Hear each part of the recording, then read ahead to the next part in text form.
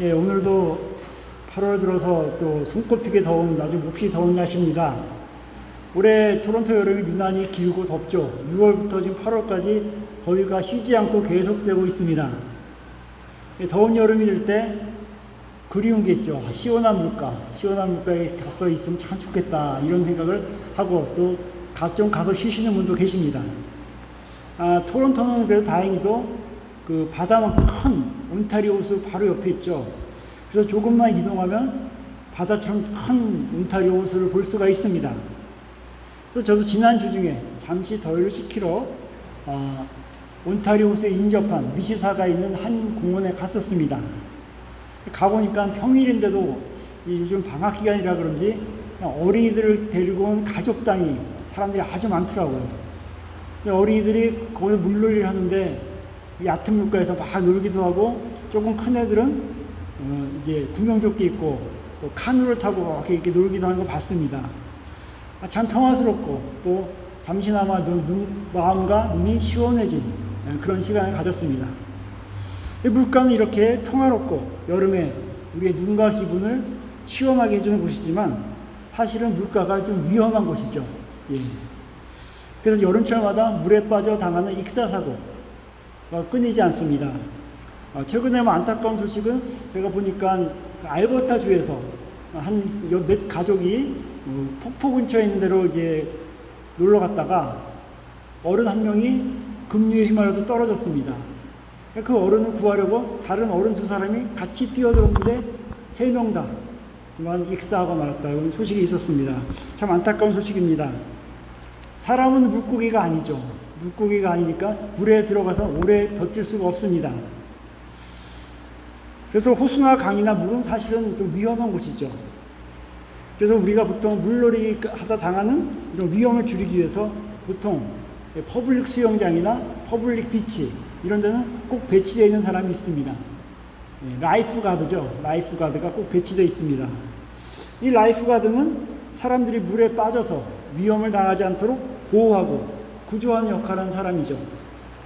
근데 이 라이프 가드가 되려면은 과정이 쉽지 않다고 합니다. 그 자격증 하나 따려면은 몇 단계의 어려운 수영 시험, 이론 시험, 실기 시험을 거쳐서 된다고 합니다.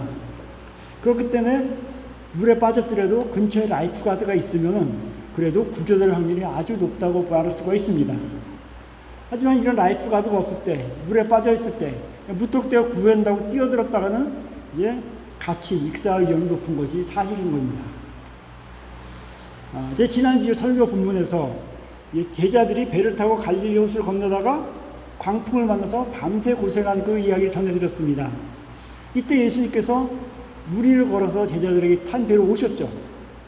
이것은 예수님이 능력을 과시하기 위한 것이 아니라 제자들을 긍휼히 여기셔서 마치 위험에 빠진 자녀를 빨리 걱정하는 부모의 마음처럼 제자를 구하기 위해서 급하게 오시는 모습이었다 그랬습니다. 하여튼 예수님이 배에 오르시자 바람이 그치고 제자들은 이제 그 위기를 벗어나게 됐습니다. 이 사건 중에 이런 얘기가 있었죠. 예수님께서 배로 걸어오시는 걸 보고 베드로가 배에서 뛰어내려서 예수님께 갑니다.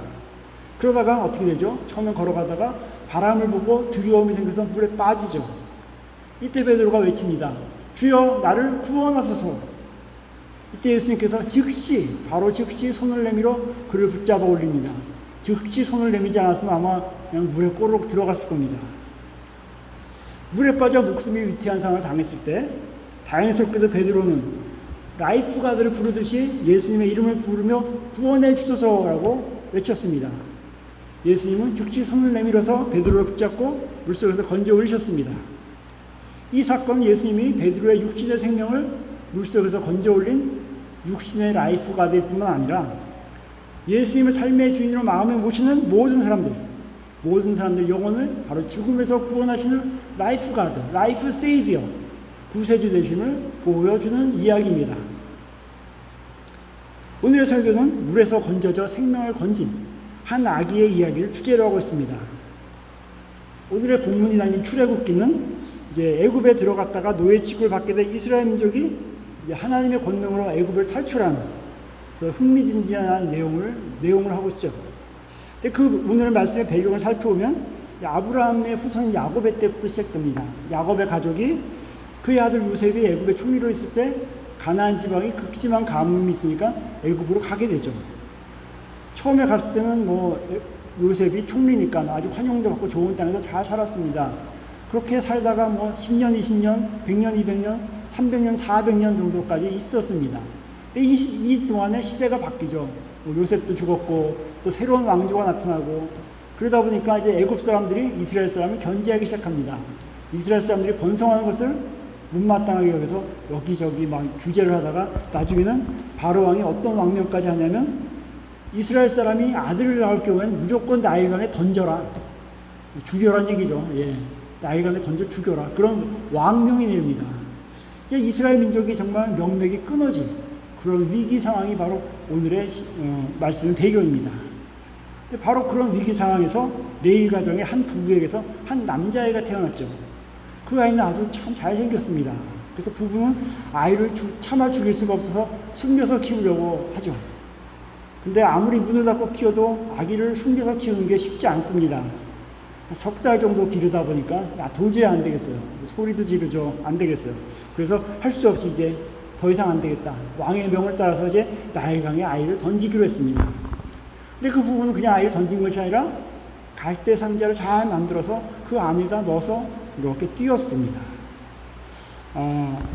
아마 하나님께서 이 아이를 그래도 구해주지 않겠느냐. 아마 믿음이 있었기 때문에 그렇게 한 것 같습니다. 갈대 상자를 만들어서 띄워놓은 거죠. 이 갈대 상자를 담아서 띄워놨을 때 어떻게 됐습니까? 이것이 떠내려가고 있을 때 마침 바로의 공주가 목욕을 하려고 시녀들과 나왔다가 둥둥 떠있는 그 갈대 상자를 발견하죠. 그래서 시녀를 시켜서 저 갈대 상자를 가져와 봐라. 딱 가져와서 그 갈대 상자를 여니까 아기가 울고 있어요. 이 우는 아기를 볼 때 바로 공주의 마음이 참 짠했습니다. 자기 아버지 바로의 가혹한 명령 때문에 이스라엘 민족의 자식들이 산채를 이렇게 강물에 버려진 현장을 봤을 때 아마 그 가슴도 아팠고 그 아기를 긍휼하게 여기는 마음이 생겼어요. 그래서 이제 그 아이를 자기가 키워야 되겠다 생각을 하게 됩니다. 이때 그것을 딱 보고 있던 그 아이의 누이 미리암이란 아이가 와서 유모를 구해드리겠습니다 라고 제안을 하죠. 그래서 모세의 진짜 어머니가 유모의 노릇을 해서 아이의 젖을 먹여서 어렸을 때 키우는 그런 역할을 하게 됩니다.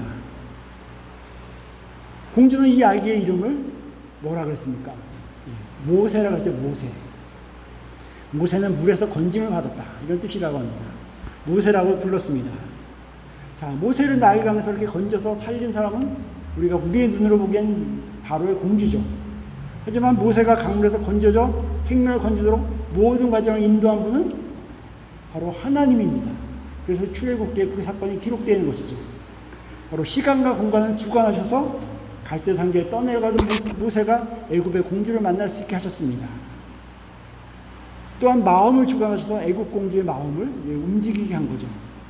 하나님의 이러한 주관을 해서 모세는 생명을 건졌고 이후 이스라엘 민족을 애굽에서 구출하는 민족의 지도자가 되게 되죠. 자, 하나님께서 모세를 이 나일강에서 건져서 살리신 이 사건은 바로 하나님만이 우리를 죄와 죽음의 강에서 건져주실 유일한 구원자임을 우리에게 보여준 사건입니다. 이 사건에서 하나님의 구원의 권능과 섭리 외에 근데 우리가 주목해 볼 것이 또 한 가지가 있습니다.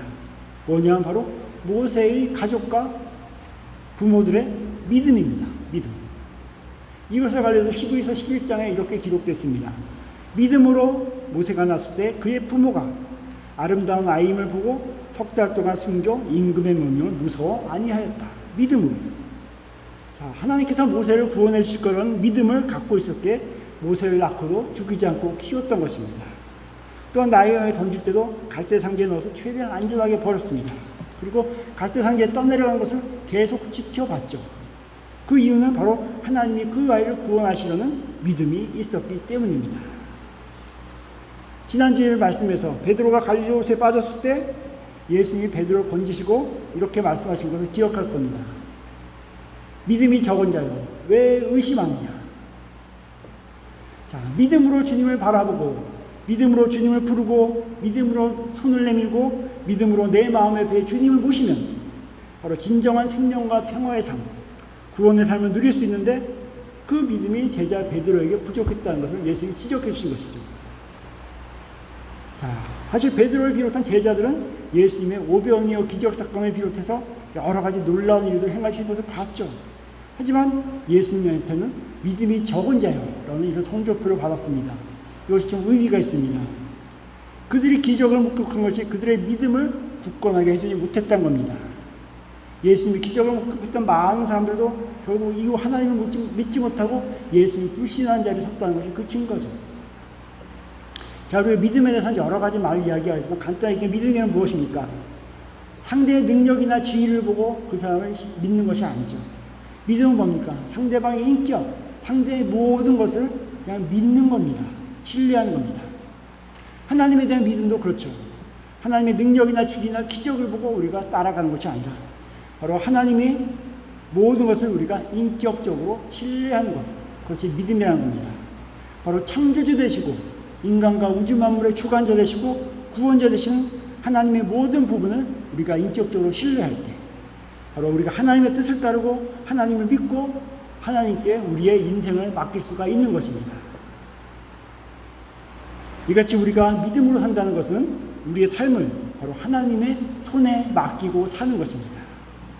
그러나 하나님을 이렇게 신뢰하지 못한다면 아무리 큰 기적을 봤어도 하나님의 그의 인생을 맡길 수가 없을 겁니다. 오늘 본문에서 모세의 부모는 모세를 강물에 띄우면서 모세의 생명을 하나님께 맡겼습니다. 믿음으로 하나님께 맡겼습니다. 여러분들이 잘 아는 가스펠송, 그래서 요괴벳의 노래라는 가스펠송이 있죠.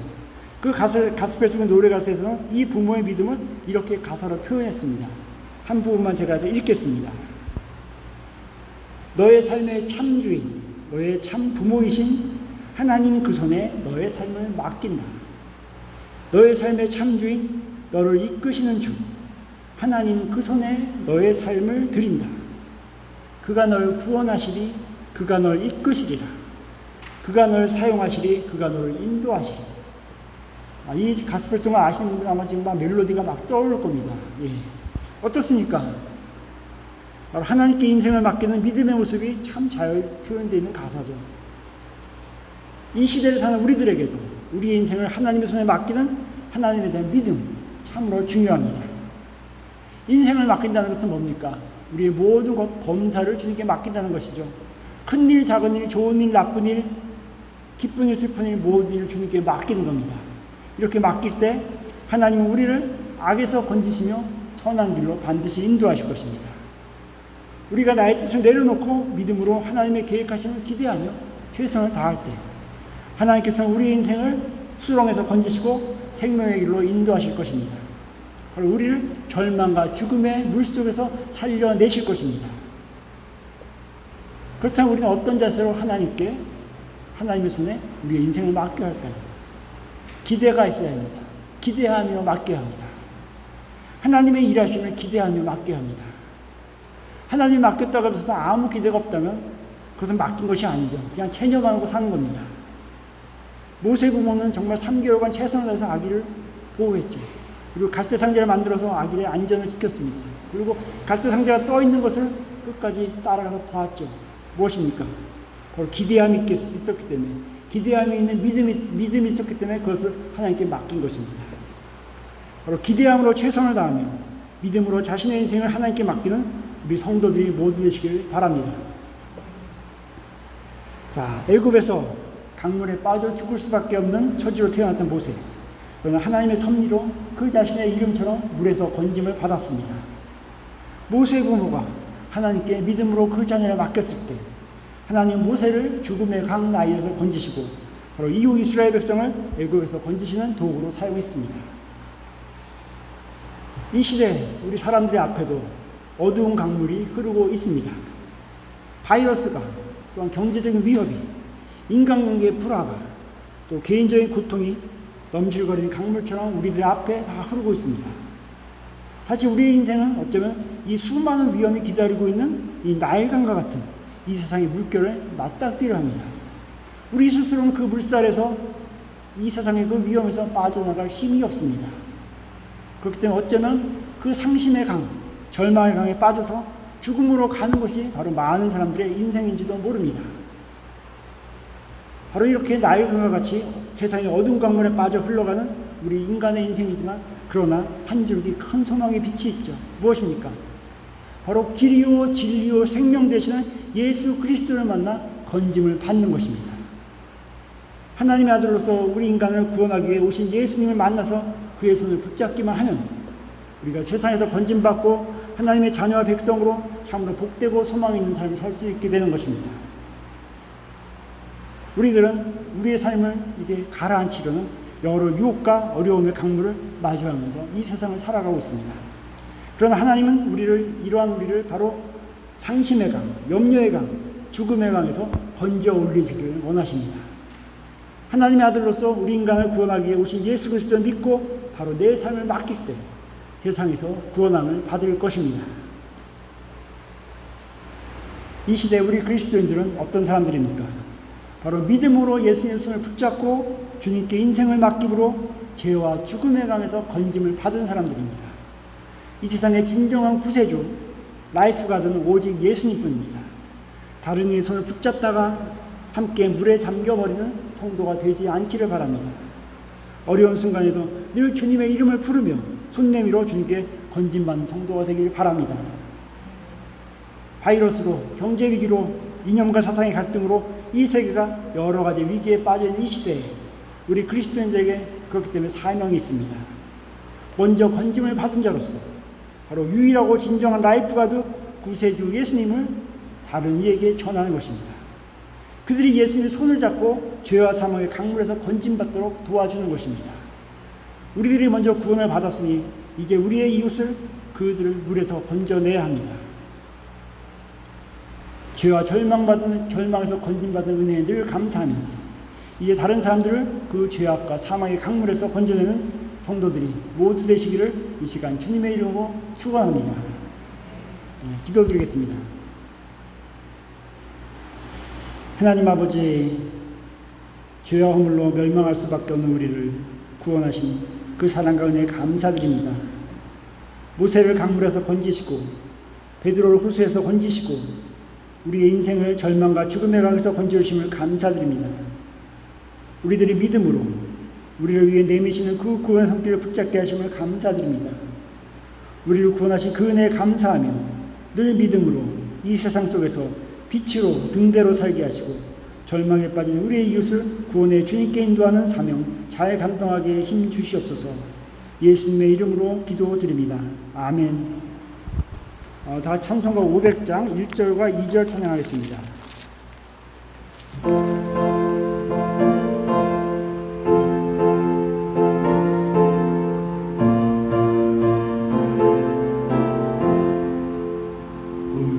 우리의 생명줄 건지어라. 누가 저 형제를 구원하랴. 우리의 가까운 형제이니 이 생명줄 그 누가 던지려나. 생명줄 던져 생명줄 던져 물속에 빠져간다. 생명줄 던져 생명줄 던져 지금 건지어라. 빨리 생명줄 던지어라. 형제여 너 어찌 지체하나. 보아라 저 형제 빠져간다. 이 구주 손 타고서 속히 가라. 생명줄 던져 생명줄 던져 물속에 빠져간다. 생명줄 던져 생명줄 던져 지금껏 건지어라. 다 같이 일어나십시오. 봉헌 기도드리겠습니다. 자비로우신 하나님 아버지, 우리를 하나님의 자녀 삼으시고 항상 주님의 약속을 믿으며 믿음으로 삶 속에서 주님의 소망을 기대 가운데 이루어가게 함을 감사드립니다. 이 시간 우리를 죄에서 구속하사 하나님의 자녀 삼아주신 그 크신 은혜 감사하여 정성껏 예물을 드립니다. 오늘 11조와 감사헌금과 성경과 주조헌금을 구별하여 하나님께 드립니다. 각 헌금에 담긴 성도들의 땀과 눈물과 기도와 신앙 고백을 하나님이 아시오니 우리의 감사한 마음을 담아 드리는 정성이 담긴 예물을 주님께서 기쁘게 받아주시고 이 예물을 주님이 머리 되시는 주님의 몸된 교회를 통하여서 하나님의 일에 귀하게 선하게 사용하여 주시옵소서. 예물을 드린 모든 손길을 하나님께서 복되게 하시고 땀과 눈물과 기도와 신앙 고백이 삶 속에서 풍성한 열매를 맺어서 삶 속에서 더 많은 감사와 기쁨을 넘치고 그 감사와 기쁨을 전하고 나누는 복된 성도들에게 도와주시옵소서. 여러 가지 사정으로 마음을 예물로 드린 성도에게도 동일한 은총 내려 주시옵소서. 우리를 구원하신 예수님의 이름으로 감사하며 기도드립니다. 아멘.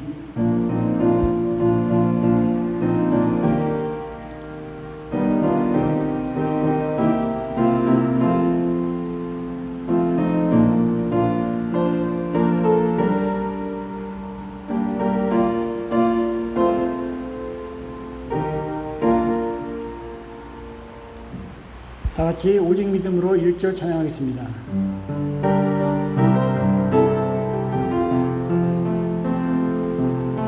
세상은 들리고 사람들은 변하여도 나는 주를 섬기리. 주님의 사랑은 영원히 변하지 않네. 나는 주를 신뢰. 오직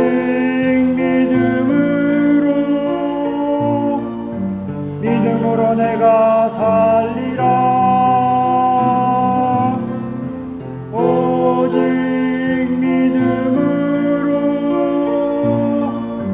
믿음으로 내가 살리라.